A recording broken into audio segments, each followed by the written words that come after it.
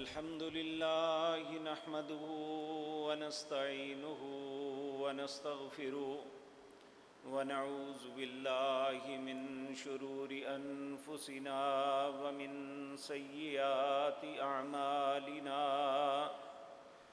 من يهده الله فلا مضل له ومن يضلل فلا هادي له وأشهد أن لا إله إلا الله وحده لا شريك له وأشهد أن محمدًا عبده ورسوله أما بعد فإن خير الحديث كتاب الله وخير الهدي هدي محمد صلى الله عليه وسلم وشر الأمور محدثاتها وكل محدثة بدعة وكل بدعة ضلالة وكل ضلالة في النار رب اشرح لي صدري ويسر لي أمري واحلل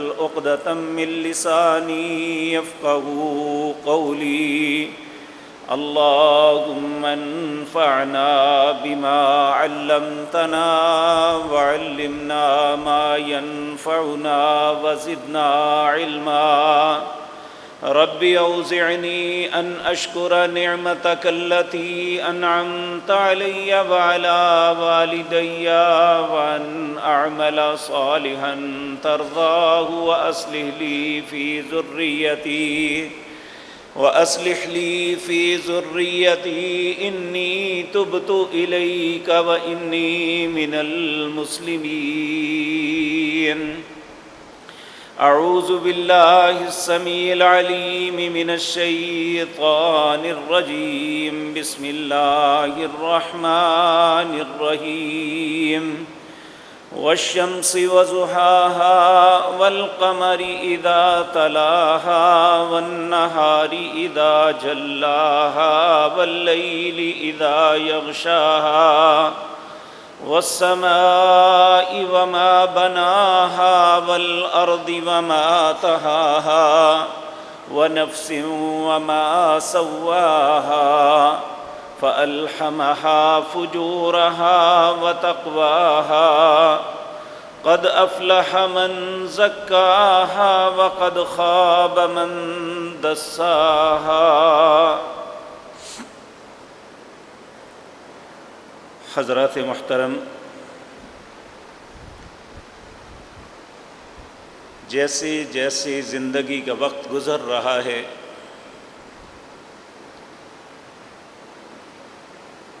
انسانی معاشروں میں بگاڑ بڑھتا چلا جا رہا ہے،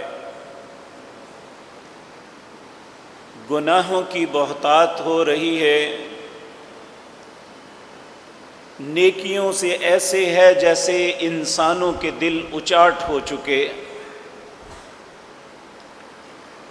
ہر انسان کی الا ماشاء اللہ رغبت یہی ہے کہ میں جتنا برا کام ہو سکتا ہے کر لوں۔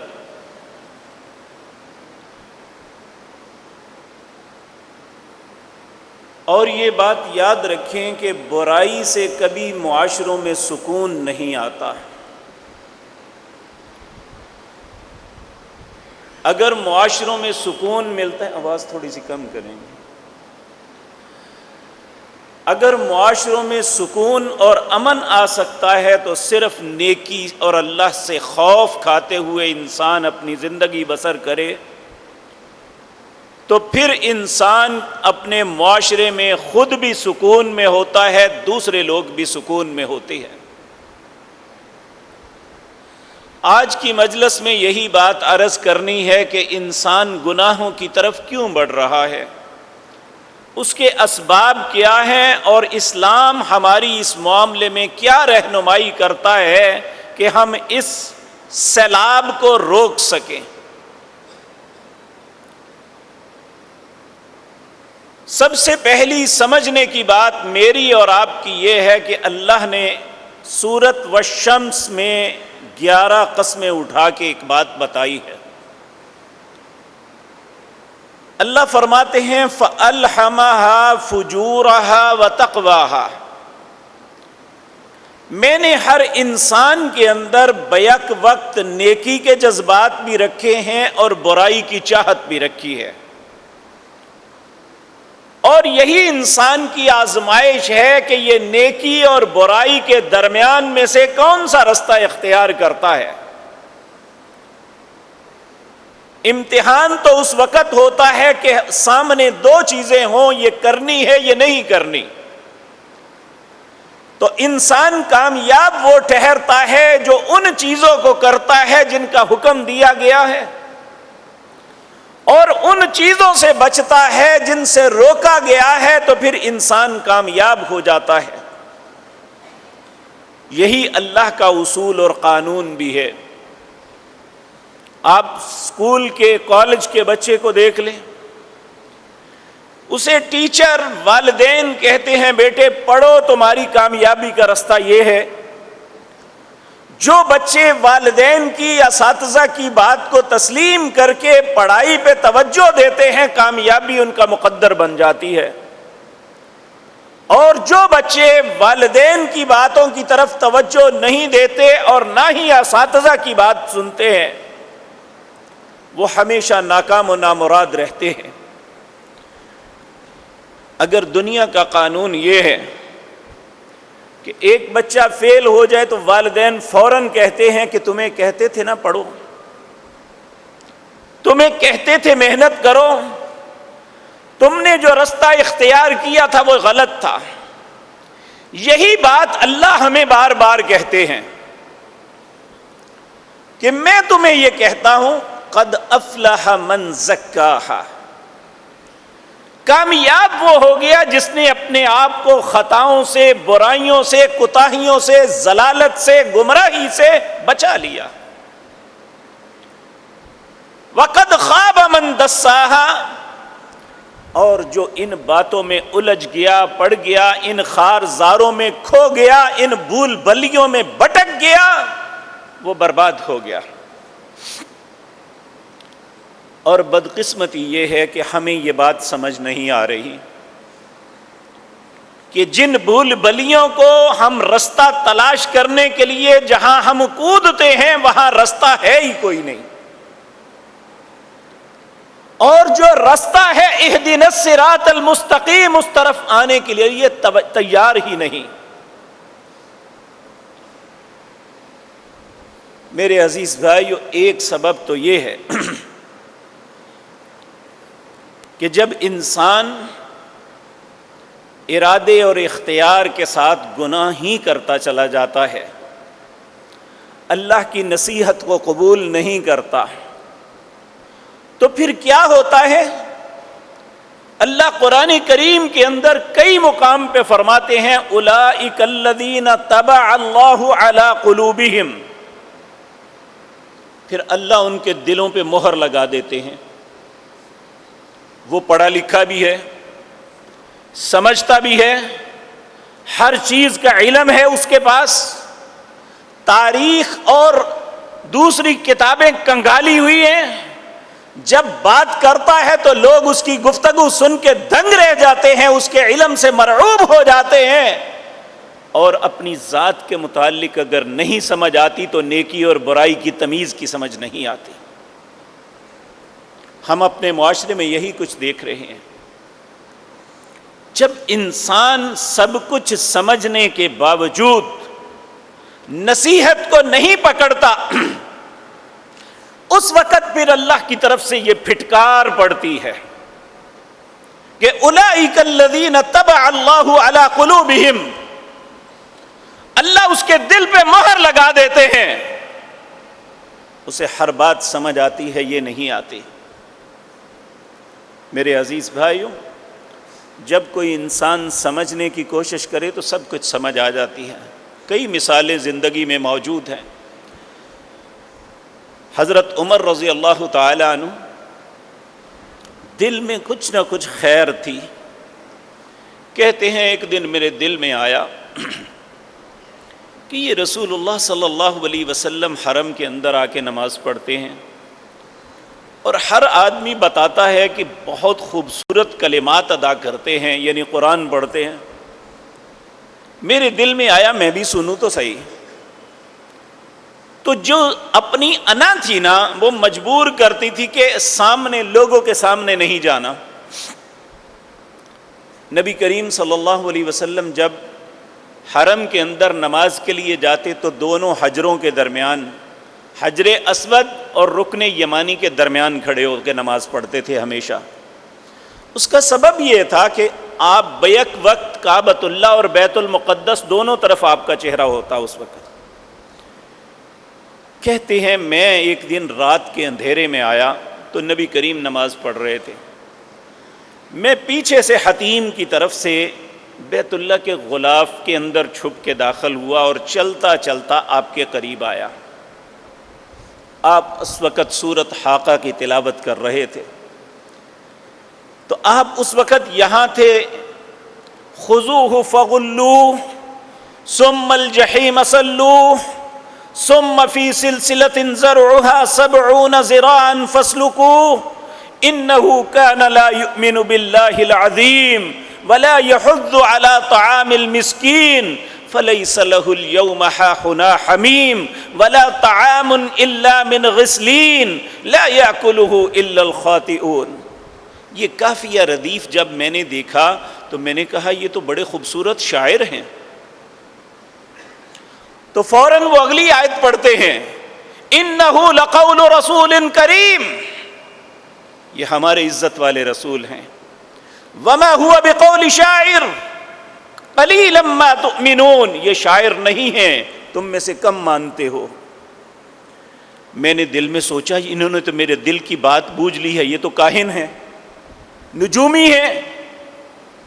تو اگلی آیت آپ نے پڑھی، وما هو بقول کاہن قلیلا ما تذکرون، یہ کسی کاہن کی بات نہیں ہے مگر تم کم نصیحت لیتے ہو۔ سیدنا عمر کہتے ہیں یہ پہلا موقع تھا تو میرے دل کے اندر یہ بات کھب گئی۔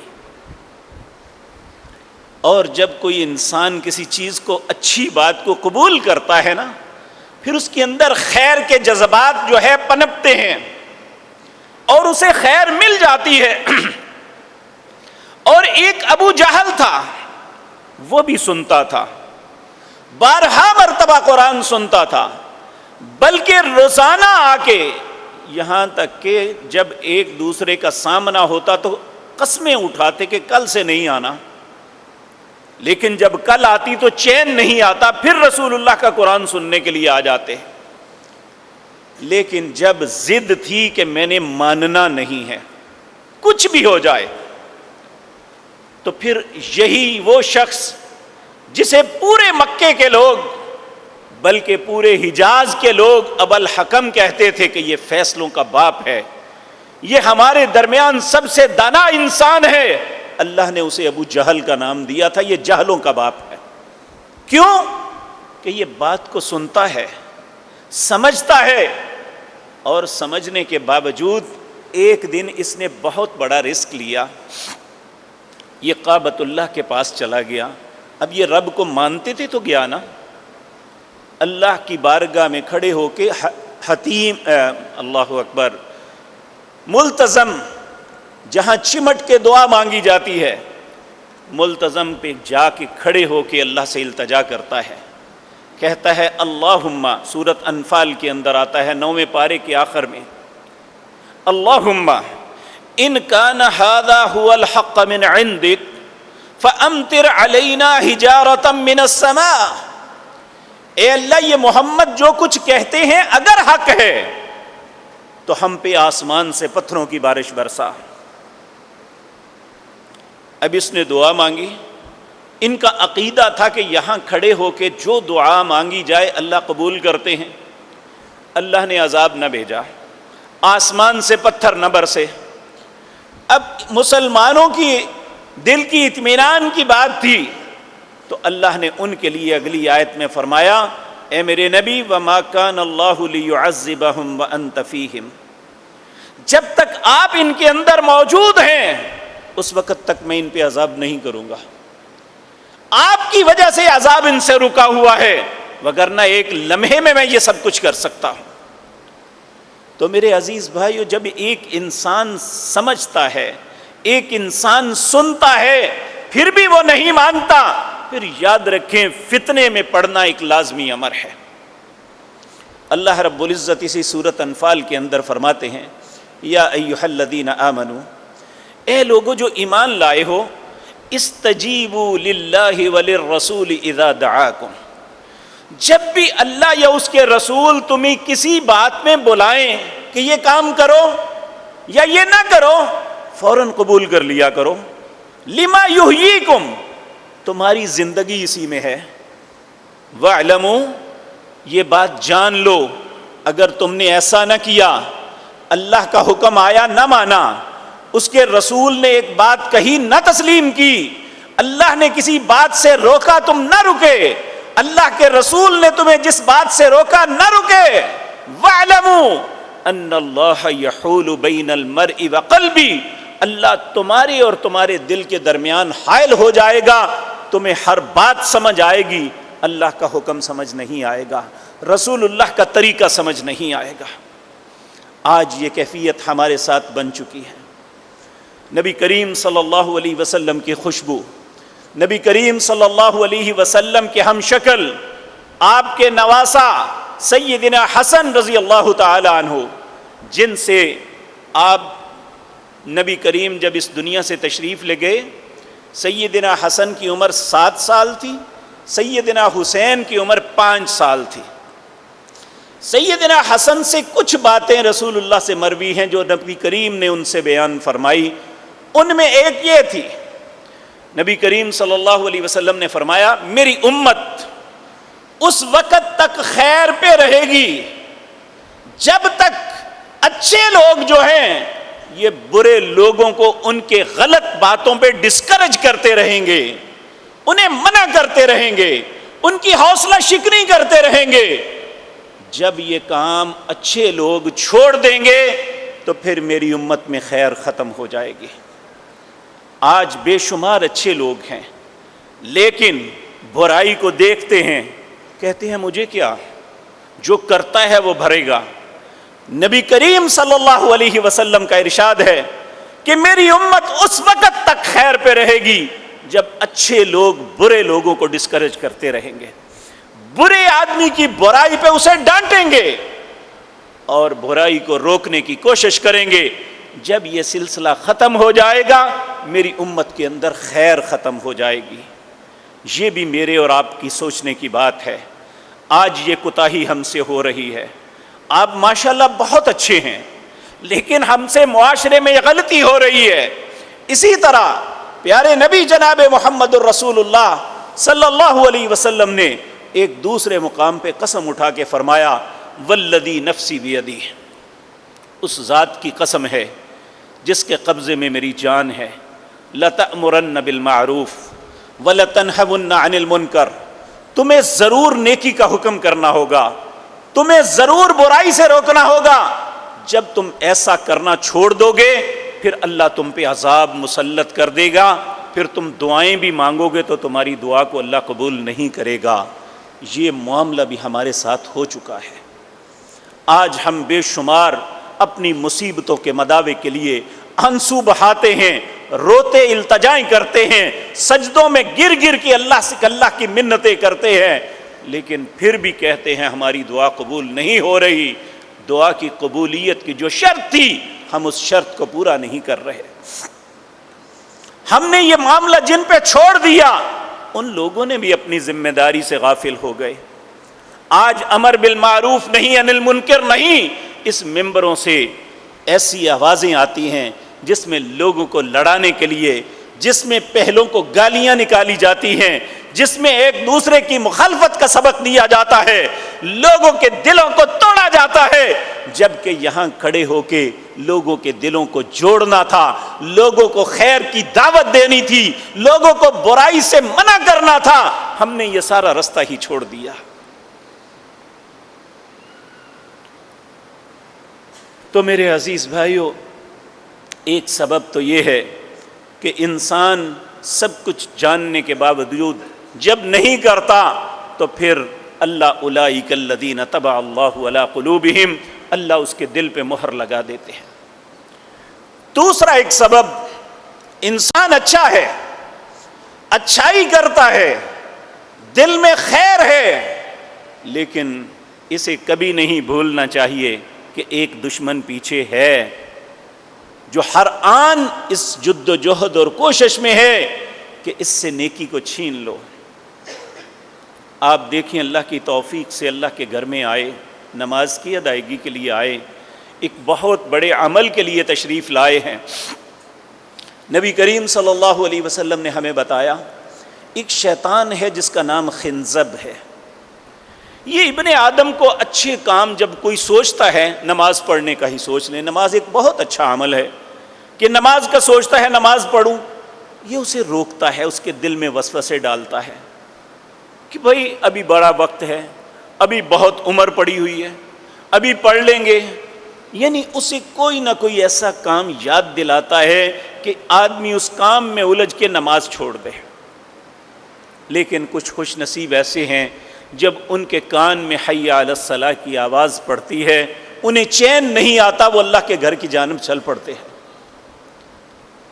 جب وہ آتے ہیں، اب یہ دیکھیں جو آیا اس نے وضو کیا اور طہارت اختیار کی، پھر اللہ کی بارگاہ میں کھڑے ہو کے ہینڈز اپ ہو کے اپنے ہاتھ باندھ لیے۔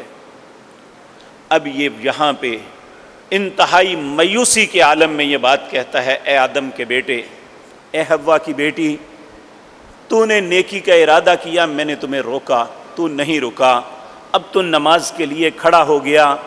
پھر اللہ کی عزت کی قسم کھا کے کہتا ہے، میں تیری نماز کا کچھ حصہ تجھ سے چھین لوں گا۔ اب انسان اللہ کی بارگاہ میں کھڑے ہو کے اللہ کی تعریف و توصیف کر رہا ہوتا ہے تو یہ فوراً ذہن میں ایک خیال ڈالتا ہے، فہی کذا، وہ فلاں بات یاد کرو، فہی کذا، وہ دیکھو وہ کون آ رہا ہے۔ انسان انہی باتوں میں الجھ کے اپنی نماز کو برباد کر لیتا ہے۔ تو اللہ رب العزت قرآن کریم کے اندر فرماتے ہیں، الذی یوسوس فی صدور الناس، انسان اچھا ہے، اس کی سوچ اچھی ہے، اس کی پلاننگ اچھی ہے، لیکن یہ اس کے دل میں وسوسہ ڈالتا ہے، اس کے سینے میں وسوسہ ڈالتا ہے، جس طرح ہمارے باپ سیدنا آدم علیہ السلام کے سینے میں ڈالا، اور انہیں ایک ایسی پلاننگ دی جو بالکل غلط تھی۔ کہنے لگا آدم تمہیں پتا ہے کہ اللہ نے تمہیں کیوں اس درخت سے منع کیا ہے؟ اس لیے کہ یہ ہمیشگی کا درخت ہے، اگر تم یہ کھا لو تو ہمیشہ کی بادشاہت تمہیں مل جائے گی۔ آدم علیہ السلام اپنے بھول پن میں اس کے جھانسے میں آ گئے۔ تو اللہ رب العزت جب اس برائی کے نتیجے میں جنت سے نکال دیے گئے، لباس اتر گیا، ننگے ہو گئے، تو یہ بات بتاتی ہے کہ برائی سے انسان باعزت نہیں ہوتا، برائی سے انسان ننگا اور ذلیل ہوتا ہے۔ آج ہم اپنی برائی پہ فخر کرتے ہیں۔ میرے عزیز بھائیوں، برائی ہو جانا کوئی بڑی بات نہیں ہے، انسان سے غلطی ہو جاتی ہے۔ نبی کریم صلی اللہ علیہ وسلم نے ارشاد فرمایا، کل بنی آدم خطاؤن وخیر الخطائین توابون، آدم کی ساری اولاد خطا کار ہے، غلطی ہو جاتی ہے، لیکن اچھا خطا کار وہ ہے جو اپنی غلطی پہ مصر نہیں ہوتا، جو اپنی غلطی پہ اکڑتا نہیں، وہ اپنی غلطی کا جواز پیش نہیں کرتا، وہ اپنی غلطی پہ دلیلیں نہیں دیتا، بلکہ اپنی غلطی پہ معافی مانگ لیتا ہے۔ دیکھیں غلطی دونوں سے ہوئی، شیطان سے بھی غلطی ہوئی کہ اس نے تکبر کیا، اللہ کی بات نہ مانی۔ اللہ نے فرمایا، یا ابلیس ما منعک ان تسجد اذ امرتک، کس چیز نے تمہیں منع کیا ہے؟ حکم میں کر رہا ہوں، وہ چھوٹا ہے یا بڑا، وہ مٹی سے بنا ہے تو آگ سے، اس بات کو چھوڑ، حکم تو میں دے رہا ہوں۔ تو پھر بھی وہ کہنے لگا انا خیر، میں بہتر ہوں جی، میں کیسے کر سکتا ہوں۔ یہ ہے برائی کا جواز تلاش کرنا۔ اور اس کے برعکس جب آدم علیہ السلام سے غلطی ہوئی تو ہر وقت روتے رہتے تھے کہ میرا رب مجھ پہ ناراض ہو گیا ہے، میں اس کو راضی کیسے کر سکتا ہوں، یہ بھی طریقہ بھی نہیں آتا تھا۔ تو اللہ نے خود کہا فَتَلَقَّى آدَمُ مِن رَبِّهِ كَلِمَاتٍ فَتَابَ عَلَيْهِ، میں نے طریقہ بھی خود بتایا کہ مجھے راضی کیسے کرنا ہے، مجھ سے معافی کیسے مانگنی ہے، میری بارگاہ میں عزت کیسے پانی ہے، وہ طریقہ بھی بتایا۔ پھر آدم علیہ السلام نے ایک لمحہ تاخیر نہیں کی، کہا ربنا ظلمنا انفسنا وان لم تغفر لنا وترحمنا لنکونن من الخاسرین، اے میرے رب ہم نے ظلم کیا ہے اپنے آپ پہ، ربنا ظلمنا انفسنا، اے میرے مالک و خالق ہم نے ظلم کیا ہے اپنے آپ پہ۔ یہاں یہ جواز پیش نہیں کیا کہ شیطان نے بہکایا تھا، کہا اللہ ہم نے ظلم کیا ہے اپنے آپ پہ، وَإِن لَّمْ تَغْفِرْ لَنَا وَتَرْحَمْنَا، اے اللہ اگر تو نے معاف نہ کیا اور رحم نہ کیا ہم تو خسارہ پانے والے ہو جائیں گے۔ اللہ رب العزت نے جب آپ کے دل کی کیفیت دیکھی تو معاف کر دیا۔ تو میرے عزیز بھائیوں، ایک معاملہ ہے کہ شیطان وسوسہ ڈالتا ہے، دوسرا شیطان جو ہے انسان کے لیے اعمال کو مزین بناتا ہے، خوبصورت بنا کے پیش کرتا ہے۔ اب ایک سوچنے کی بات ہے، نبی کریم صلی اللہ علیہ وسلم نے بھی فرمایا جب تمہیں کسی کے متعلق برا خیال آئے نا، کسی خاتون کو دیکھ کے، تو تمہیں چاہیے کہ اپنے گھر اپنی خاتون کے پاس چلے جاؤ، کیونکہ اس کے اور اس کے درمیان کوئی فرق نہیں ہے۔ جو چیز تمہیں گھر میں مل سکتی ہے وہ باہر بھی وہی ہے، وہ کوئی اور نہیں، لیکن انسان ہمیشہ غلاظت میں ہی جاتا ہے۔ یہ شیطان مزین کرتا ہے اس کے لیے کہ وہ دیکھو، ادھر دیکھو، اس کو دیکھو، وہ بہتر، وہ بہتر، حالانکہ انجام تو ہر جگہ ایک ہی ہے۔ تو وَإِذْ زَيَّنَ لَهُمُ الشَّيْطَانُ أَعْمَالَهُمْ، شیطان انسان کے لیے برے اعمال کو مزین بنا کے، خوبصورت بنا کے پیش کرتا ہے تاکہ یہ برائی کرے۔ اسی طرح سورۃ حشر کے اندر اللہ فرماتے ہیں کمثل الشیطان، شیطان کی مثال کیا ہے؟ اذ قال للانسان اکفر، یہ انسان کو کہتا ہے کفر کر، انکار کر، اللہ کا حکم آیا نہ مان، یار کوئی بات نہیں ہے بعد میں کر لیں گے، یعنی اس کا دوست بن کے ساتھ اس کا ہمدرد بنتا ہے بظاہر۔ کمثل الشیطان اذ قال للانسان اکفر، انسان اعتبار کر کے فلما کفرا، اللہ کے حکم کا کفر کرتا ہے، انکار کر دیتا ہے، تو پھر یہ دوست نہیں رہتا، کہتا ہے قال انی بری، میں تم سے بری ہوں۔ یہ دھوکے باز ہے، یہ فوراً دھوکہ دے دیتا ہے انسان کو، برائی میں ڈال کے، انسان کو برائی میں مبتلا کر کے کہتا ہے انی بری منک انی اخاف اللہ، میں تو اللہ سے ڈرتا ہوں۔ یہ بھی جھوٹ بولا ہے۔ اگر اللہ سے، اللہ کا ڈر ہو تو نہ برائی کرتا ہے، نہ انسان برائی کی دعوت دیتا ہے۔ تو اللہ رب العزت پھر دونوں کو کہتے ہیں فَكَانَ عَاقِبَتَهُمَا أَنَّهُمَا فِي النَّارِ خَالِدَيْنِ فِيهَا، اب دونوں کا انجام اللہ نے بتا دیا، جس نے بہکایا اور جو بہک گیا، دونوں کا انجام کا کیا کہا؟ فَكَانَ عَاقِبَتَهُمَا فِي النَّارِ، ان دونوں کا ٹھکانہ جہنم کی آگ ہے۔ فَكَانَ عَاقِبَتَهُمَا أَنَّهُمَا فِي النَّارِ خَالِدِينَ فِيهَا، دونوں اس میں رہیں گے۔ وَذَلِكَ جَزَاءُ الظَّالِمِينَ، ظالموں کی جزا یہی ہے۔ میرے عزیز بھائیو، کب شیطان حملہ کرتا ہے، کب اس کا وار چلتا ہے؟ جب انسان اللہ کے ذکر سے اعراض کرتا ہے، اس کی ایمانی قوت کمزور پڑ جاتی ہے۔ اللہ رب العزت اس کا تذکرہ بھی کرتے ہیں، کہتے ہیں وَمَن يَعْشُ عَن ذِكْرِ الرَّحْمَنِ، جب کوئی انسان رحمان کے ذکر سے اعراض کرتا ہے، یعنی اللہ کا ذکر اسے ایک عام سا معاملہ لیتا ہے، دل چاہا کر لیا، نہ دل چاہا نہ صحیح۔ رحمان کے ذکر سے اعراض کرتا ہے، اس کا نتیجہ کیا نکلتا ہے؟ نقیض لہو شیطانا هو لہو قرین، پھر شیطان اس کا ساتھی بن جاتا ہے۔ وَإِنَّهُمْ لَيَصُدُّونَهُمْ عَنِ السَّبِيلِ، انسان کو ہر اچھے رستے سے روکتا ہے، پھر ہر برائی کی طرف راغب کرتا ہے۔ وَيَحْسَبُونَ أَنَّهُمْ مُحْتَدُونَ، اور سب سے بڑی بات یہ ہے کہ اس کے ذہن میں یہ وہم زوم ڈال دیتا ہے کہ تجھ سے زیادہ ہدایت یافتہ کون ہے۔ آج آپ غلیظ سے غلیظ انسان کے سامنے بھی بات کر کے دیکھیں، وہ کہے گا جاؤ اپنے پاس باتیں رکھو، مجھے پتہ ہے ہدایت کیا ہے، مجھے پتہ ہے ایمان کیا ہے، مجھے پتہ ہے اللہ کا ڈر کیا ہے۔ شیطان یہی انسان کے ذہن میں بات ڈالتا ہے، پھر اس کے اندر اصلاح کی بات ختم ہو جاتی ہے۔ جب انسان یہ سمجھے نا کہ بس میں ٹھیک ہوں، جو میں کہتا ہوں وہی درست ہے، حالانکہ جو میں کہتا ہوں درست نہیں، جو اللہ کہتے ہیں وہ درست ہے، جو رسول اللہ کہتے ہیں وہ درست ہے۔ میں غلطی کھا سکتا ہوں، میری زبان سے غلط بات نکل سکتی ہے، مجھ سے خطا ہو سکتی ہے۔ جب میں یہ سمجھوں گا کہ بس میں درست ہوں، تو پھر یقین جانیے خیر کا رستہ میرے لیے بند ہو جائے گا۔ تو یہاں بھی اللہ رب العزت یہ بات فرما رہے ہیں۔ دیکھیں اللہ کو کتنا اپنے بندوں سے پیار ہے۔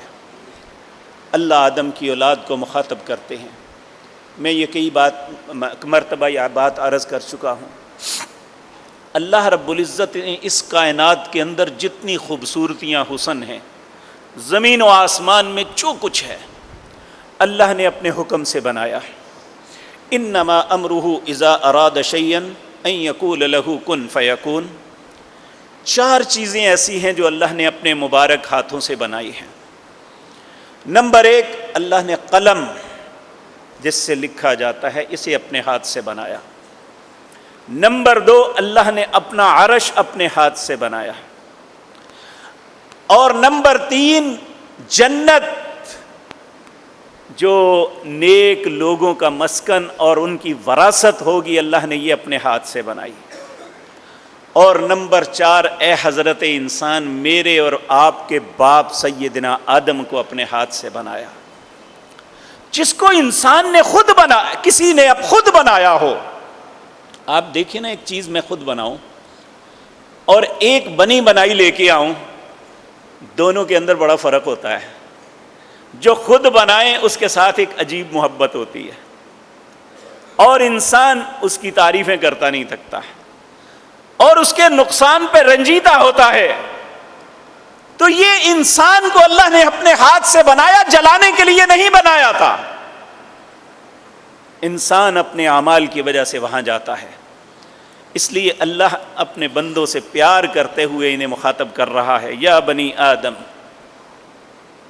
اے آدم کی اولاد، لا یفتننکم الشیطان، شیطان تمہیں کسی فتنے میں نہ ڈال دے، کما اخرج ابویکم من الجنہ، جس طرح تمہارے باپ کو جنت سے اس نے نکالا تھا، یہ واردات تمہارے ساتھ بھی نہ کر دے۔ میرے عزیز بھائیوں اور بہنوں، ہمارے ساتھ یہ واردات ہو چکی ہے، ہمارے ساتھ وہ واردات کر چکا ہے۔ جس طرح ہمارے بابا سے ہمارے رب کو ناراض کروایا تھا، ایک ایسا عمل کروا کے ہم سے بھی زندگی میں بہت سے ایسے اعمال کروا چکا ہے کہ ہمارا رب ہم پہ ناراض ہے۔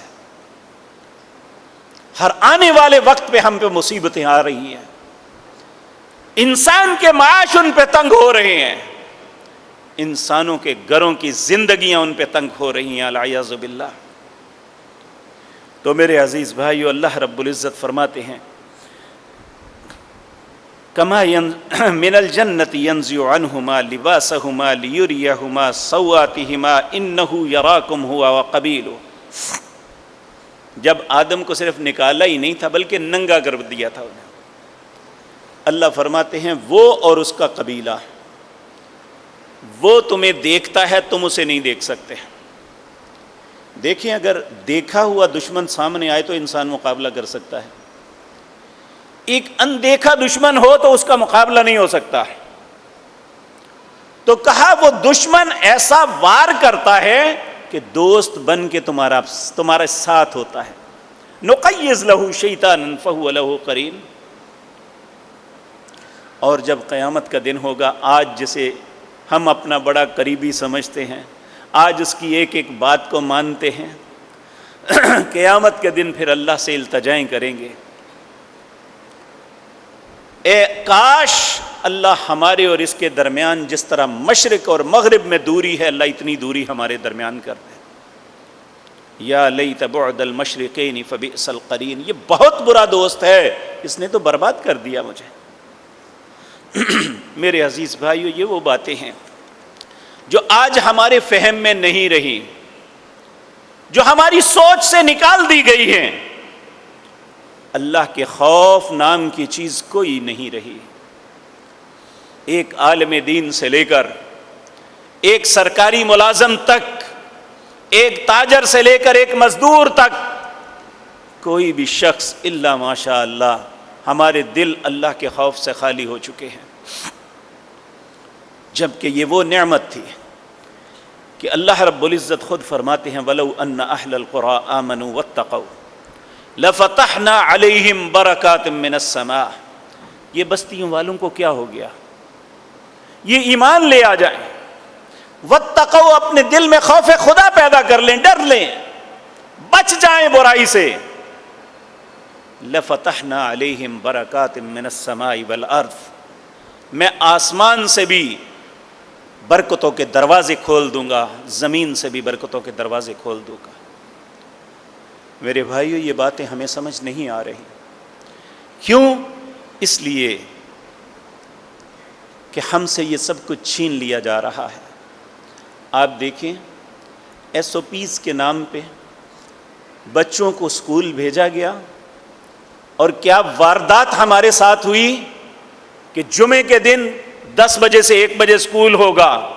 جو بچہ 1 بجے سے اسکول، جس کے والدین اپنی بیٹی یا بیٹے کو لینے جائیں گے، وہ جمعہ کہاں پڑھیں گے؟ پہلے جمعے کی چھٹی کر کے یہ واردات ہمارے ساتھ کی. ہمارے بچوں کے دلوں سے جمعے کا تصور مٹ گیا. وگرنہ ہم نے اپنے بچپن میں دیکھا، ہمیں سب سے زیادہ سخت سزا اسی بات پہ ہوتی تھی کہ نماز کیوں نہیں پڑھی، جمعہ کیوں نہیں پڑھا. ہمارے تصور میں یہ نہیں تھا کہ جمعہ نہ پڑھا جائے. ہمارے والدین نے تربیت ایسی کی اور اس بات پہ توجہ کرتے رہے. آج والدین اور اولادوں کو بے بس کر دیا گیا. میں سمجھتا ہوں پھر بھی بہت سے بچے اپنے کالج، یونیورسٹی، اپنے اسکولوں سے بستے اٹھا کے یہاں جمعے کے لیے آتے ہیں. خوش نصیب ہیں وہ اور ان کے والدین. لیکن جب بچہ 1 بجے وہاں سے نکلے گا تو کس طرح جمعے کی نماز میں پہنچے گا؟ یہ وارداتیں ہو رہی ہیں مسلسل ہمارے ساتھ. پہلے ہمارے بچوں سے قرآن چھین لیا گیا، نماز چھین لی گئی. اب آخر میں جمعہ بچا. رسول اللہ نے فرمایا جس نے 3 جمعے بغیر عذر کے چھوڑ دیے، اللہ اس کے دل کو سیاہ کر دیتے. کتنے ہمارے بچے ہیں جو اس نعمت سے محروم کر دیے گئے. میرے عزیز بھائیو، اگر ہم چاہتے ہیں تو ہمیں ہوش کرنا ہوگا، ہمیں سوچنا ہوگا. آج ہمیں سوچنے کی مہلت ختم کر دی گئی. ہمیں موبائل پکڑا دیا گیا. گھر میں بیٹھا ہوا خامد اپنی بیوی سے دور ہے، باپ اپنی اولاد سے دور ہے، بہن بھائی ایک سے دور ہیں. ایک ٹیبل پہ، ایک بیڈ پہ، ایک جگہ پہ، ایک کمرے میں بیٹھے ہوئے ہیں. ہر شخص اپنی اپنی کھیل میں لگا ہوا ہے. ہمارے اندر یہ سوچ ختم کر دی. وگرنہ گھروں کے اندر، مجالس کے اندر دین پہ گفتگو ہوتی، سیاست پہ گفتگو ہوتی، ملک کی اصلاح پہ گفتگو ہوتی. آج یہ سارے دروازے بند کر دیے گئے. ہر بندہ اپنے شوق کے مطابق اپنے موبائل پہ لگا ہوا ہے. اس کا شوق اچھا ہے یا برا ہے، اسے نہ اپنی ماں کا ہوش ہے، نہ اپنے باپ کا ہوش ہے، نہ اپنے بہن بھائی کا ہوش ہے، نہ ماں باپ کو اولادوں کا ہوش ہے. ہر شخص اپنی جگہ پہ بس بیٹھا یہی لگا ہوا ہے. ہم سے پیسے لے کے ہمیں ایک ایسی خباثت ہمارے ہاتھ میں پکڑا دی گئی کہ ہم سے یہ سب کچھ چھن گیا ہے، وگرنہ یہ ہوتا تھا۔ آپ آج سے 10-20 سال پیچھے چلے جائیں، کیا ہماری مجلسوں میں گفتگو نہیں ہوتی تھی کہ ملک کے حالات ایسے ہوئے ہیں تو اس کی اصلاح کیسے ہوگی؟ پھر اس میں اپنا حصہ ڈالتے تھے۔ کیا اسی ملک میں اسلام کے خلاف کوئی بغاوت والا معاملہ ہوتا تو تحریکیں شروع نہیں ہوتی تھی؟ آج سب کو سلا دیا گیا، کوئی غرض نہیں، اپنا ہمارے نبی کے خاکے بنتے ہیں تو بنتے رہیں۔ جو لوگ باہر بھی نکلتے ہیں تو صرف اپنی پارٹیوں کو زندہ رکھنے کے لیے، کوئی مقصد نہیں ہے۔ میرے بھائیو، کب تک ہم اپنے مقصد زندگی کو بھلا کے جئیں گے؟ کس طرح ہم سکون پائیں گے جب ہم اللہ کو فراموش کر دیا؟ ہم نے اپنے رب کو بالکل بھلا دیا ہے۔ میرے بھائیو، مسلمان کی تو فطرت یہ تھی، مسلمان کا تو وصف یہ تھا، مسلمان کا ماٹو یہ تھا، المسلم من سلم المسلمون من لسانہ ویدہ۔ مسلمان وہ ہے جس کی زبان اور ہاتھ سے مسلمان محفوظ رہے۔ آج مسلمان کے ہاتھ سے مسلمان کا مال محفوظ ہے، آج مسلمان کے ہاتھ سے مسلمان کی عزت محفوظ ہے، آج مسلمان کے ہاتھ سے مسلمان بیٹی اور ماں اور بہن کی عصمت محفوظ ہے۔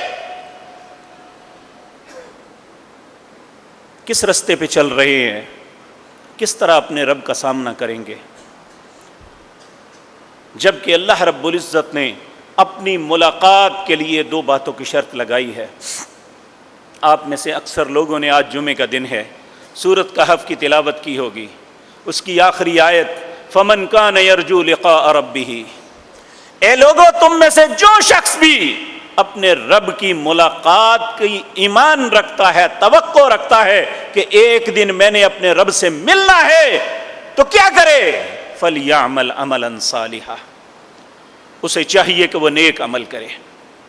وَلَا يُشْرِكْ بِعِبَادَةِ رَبِّهِ أَحَدًا، وہ اپنے رب کے ساتھ کسی کو شریک نہ بنائے۔ یہ دونوں چیزیں ہماری زندگی سے ختم ہو رہی ہیں۔ جو قبروں پہ جا کے چڑھاوے نہیں چڑھاتا، جو قبروں پہ جا کے نظر و نیاز نہیں دیتا، جو قبروں کے سامنے جا کے رکوع اور سجدے نہیں کرتا، وہ تعویذ کے نام پہ، وہ دم کے نام پہ اپنی بہن، بہو، بیٹی کو دوسرے غیر محرم کے سامنے بٹھا رہا ہے، اور یہ توقع رکھتا ہے کہ میری رب نہیں سنتا، اس مولوی کی زیادہ سنتا ہے۔ کسی مولوی کو اللہ نے ٹھیکہ نہیں دیا، کسی صوفی کو اللہ نے ٹھیکہ نہیں دیا۔ جب بھی کوئی انسان امن یجیب المضطر اذا دعا، جب بھی کوئی تکلیف زدہ تکلیف کے اندر اپنے رب کو پکارتا ہے، ویکشف السوء، اللہ کا قانون ہے، اللہ اسے مصیبت سے نکال دیتے ہیں۔ لیکن شرط یہ ہے وَمَن يَتَوَكَّلْ عَلَى اللَّهِ، جب اپنے رب پہ بھروسہ کرو گے تو فَهُوَ حَسْبُهُ، اللہ تمہارے لیے کافی ہو جائے گا۔ جب اس پہ بھروسہ ہی نہیں ہے، یہ ہماری سنتا نہیں ہے، تو کس کی سنتا ہے؟ اگر ہم انسان ہیں، اس کے بندے ہیں، اس پہ ایمان رکھتے ہیں، ہماری نہیں سنے گا تو کس کی سنے گا؟ اور اگر ہم اس کو نہیں سنائیں گے تو کون سا رستہ ہے جس پہ جا کے سنا سکیں گے؟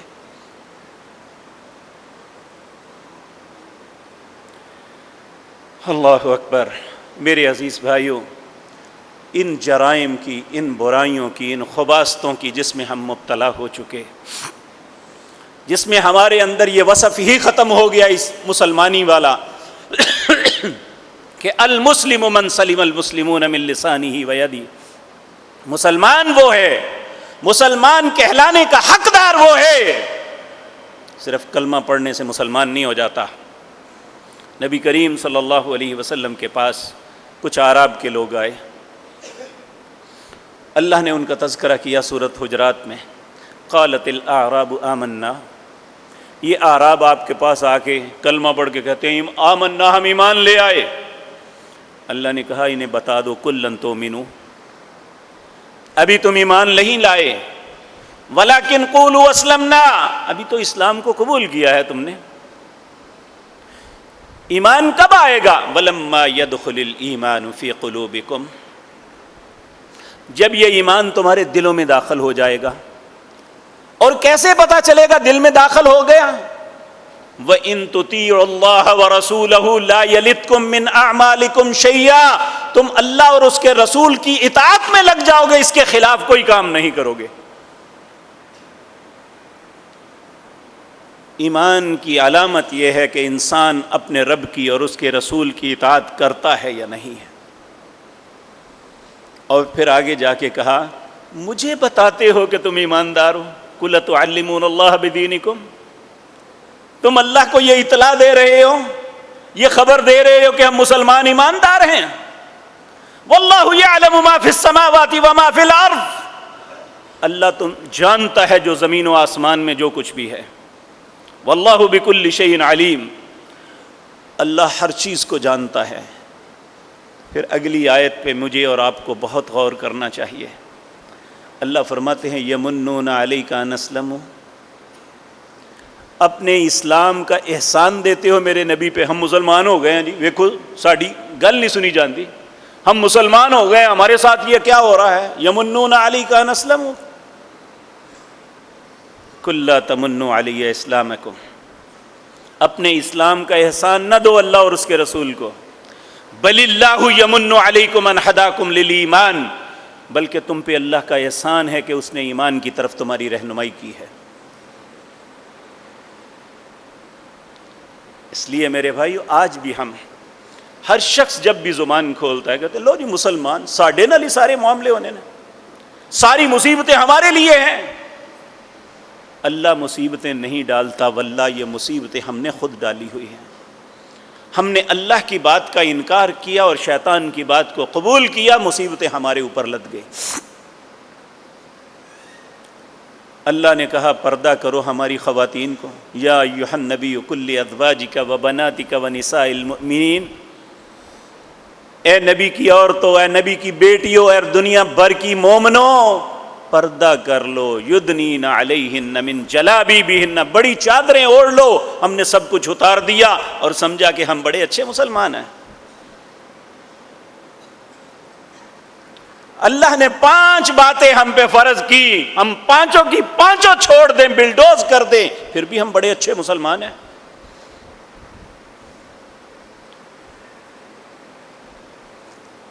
اللہ اکبر۔ میرے عزیز بھائیوں، اس کے باوجود اللہ رب العزت ایک حد تک انسان کو مہلت دیتے ہیں۔ اللہ کہتے ہیں وَلَوْلَا كَلِمَةٌ سَبَقَتْ مِن رَبِّكَ لَقُضِيَ بَيْنَهُمْ، اگر تیرے رب کا یہ کلمہ سبقت نہ کر گیا ہو، تاکہ میں ہر انسان کو ایک مہلت کا وقت دوں گا کہ اس میں انسان کبھی کسی بھی وقت پلٹ آئے، زندگی کی کوئی قید نہیں ہے، موت کے خرخرے سے پہلے پہلے کسی بھی وقت انسان پلٹ آئے، اللہ اس کو معاف کر سکتے ہیں۔ اور اللہ رب العزت دعوت دیتے ہیں یا عبادی الذین اسرفوا علی انفسہم لا تقنطوا من رحمت اللہ ان اللہ یغفر الذنوب جميعا انہ هو الغفور الرحیم، اے میرے بندو جنہوں نے اپنی جانوں پہ بڑا ظلم کیا ہے، زیادتی کر لی ہے، گناہوں کی حد سے زیادہ بڑھ گئے ہیں، لا تقنطوا من رحمت اللہ، اللہ کی رحمت سے نا امید نہ ہونا، ان اللہ یغفر الذنوب جميعا، جب اللہ سے معافی مانگ لو گے تو اللہ سارے گناہوں کو معاف کر دے گا۔ لیکن اس کا طریقہ کیا ہے؟ کس طرح معاف کرے گا؟ وَأَنِيبُوا إِلَىٰ رَبِّكُمْ،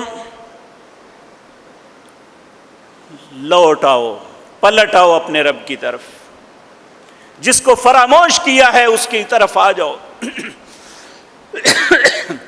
وَأَنِيبُوا إِلَىٰ رَبِّكُمْ وَأَسْلِمُوا لَهُ مِن قَبْلِ أَن يَأْتِيَكُمُ الْعَذَابُ ثُمَّ لَا تُنصَرُونَ، لوگو لوٹ آؤ اپنے رب کی طرف، اس کے فرما بردار بن جاؤ۔ من قبل ان یاتیکم العذاب، اس سے پہلے کہ تم پہ عذاب آ جائے پھر کوئی مدد نہیں کر سکے گا۔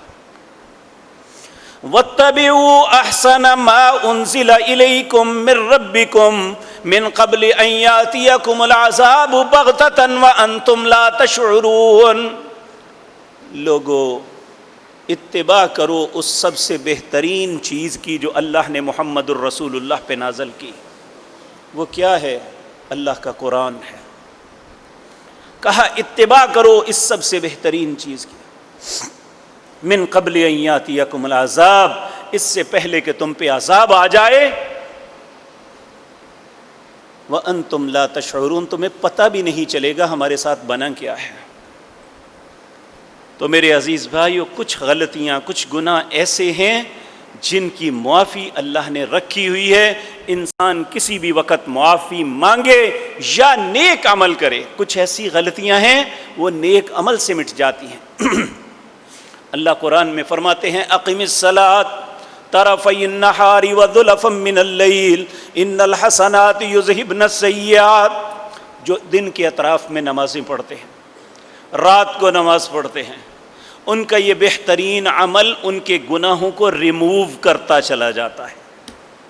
ان الحسنات یذہبن السیئات، ان کے یہ بلائیاں، اچھائیاں جو ہے ان کے گناہوں کو ریموو کرتی چلی جاتی ہیں۔ میرے بھائیو، کچھ گناہ ایسے ہیں جو انسان سے زرزد ہوتے ہیں، ان کی سزا اللہ نے دنیا میں بھی مقرر کی ہے۔ گناہ کی سزا آخرت میں ہے، لیکن کچھ گناہ ایسے ہیں جن کی سزا دنیا میں بھی ہے، اور اس سزا کا کیا فائدہ معاشروں کو ہوتا ہے اور وہ سزائیں کس کس گناہ پہ ہے، اللہ نے زندگی اور توفیق دی تو انشاءاللہ آئندہ مجلس میں عرض کروں گا۔ اقول قولی ھذا واستغفر اللہ۔